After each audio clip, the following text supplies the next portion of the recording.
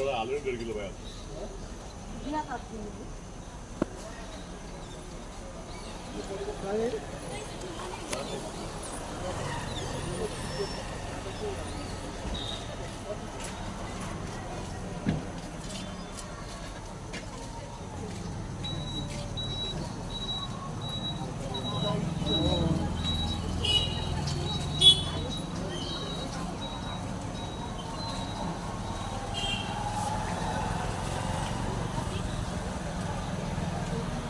Alu de sal, ya empieza. Un poco de pena,